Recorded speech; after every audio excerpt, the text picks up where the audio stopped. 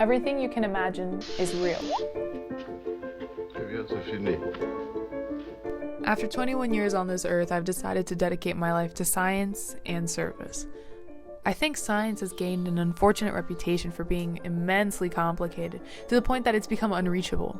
It's so deeply rooted in our society that we even have common phrases like, oh, it's not brain surgery, and no, it's not rocket science.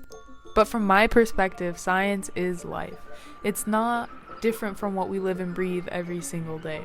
It's a discipline strictly dedicated to structure how we explain life, the universe, and everything in between. Here's my guide to navigating the natural world.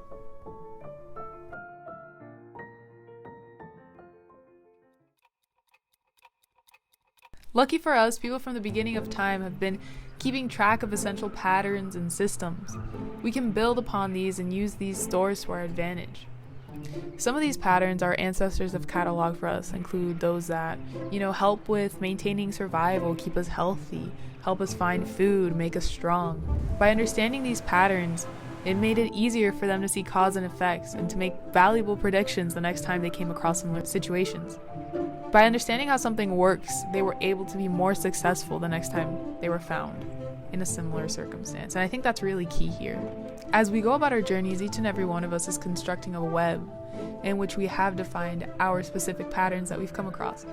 We notice different ways in which people act, how people dress, how we spend our time. These observations create our personal definition of the natural world.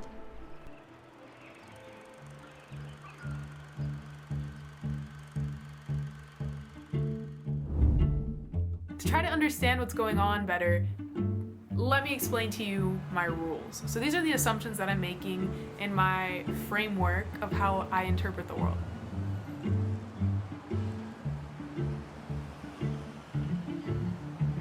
Connections. One of the fundamental frameworks in my guide to the natural world is the idea that everything is connected. I truly believe that, everything is connected. It just maybe that we don't see it or even think about it. I discovered this in my second year of university when I was starting to notice that topics from my chemistry class were showing up in my physics class, topics from my physics class were showing up in my biology class, and all of these different systems were described by different patterns, but they were all overlapping and connected. So who's to say that the limit is these scientific, classes, like these tests? What it seems like is that these patterns are explaining life. Finding the connections is a journey, and uncovering them requires time, patience, and willingness to open up to different ideas, even if they sound crazy. Millions saw the apple fall, but Newton asked why. The question why gets to the root of the cause. It provides a sense of clarity, and that by itself already proves its importance and its value. Independently, it's one of the hardest questions to answer, and it seems like we're all trying to answer that anyway. An idea that I constantly keep in mind when I discover a new scenario is that it must be happening for a reason. So it undoubtedly has a purpose, or it wouldn't be happening, right? Whether that purpose is meaningful to you or not, that's where things can get kind of wishy-washy, but it has a purpose because it has a purpose. The distance between us and the scientific world is absolutely made up. We fabricated it. Science explains life, and these patterns, we're labeling them as mechanisms, but they're completely apparent in the natural world once you're familiar with them. For every action, there is an equal and opposite reaction. How? The answer to this question illuminates different patterns that other people have noticed and are now sharing with us. The curious thing is that this intersects a lot with the question, why? As we start looking for a cause and effect relationship, not only do we learn a mechanism, but we also learn a lot of the motivation or the purpose of something. As our web of connections grows and grows and grows, we start seeing that different intersections start coming up, that these templates aren't only useful in one specific way. It's not just one size fits all.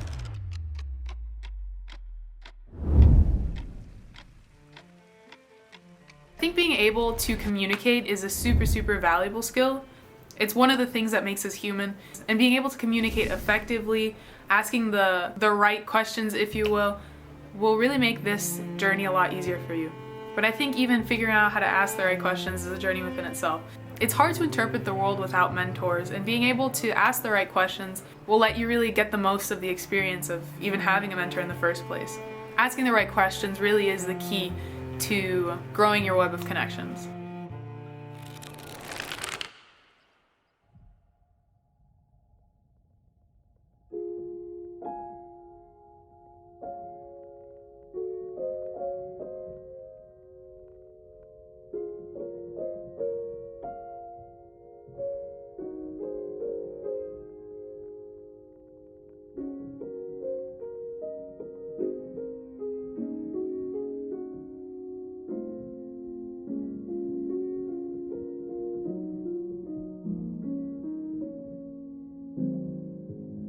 One of the best parts of life is the feeling of curiosity.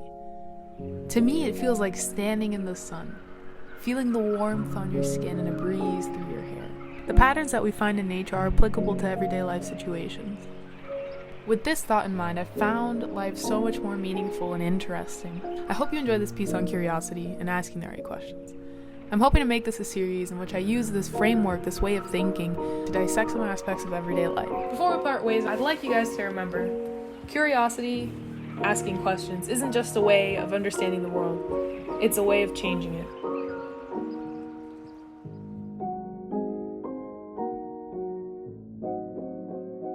Well, that's some food for thought.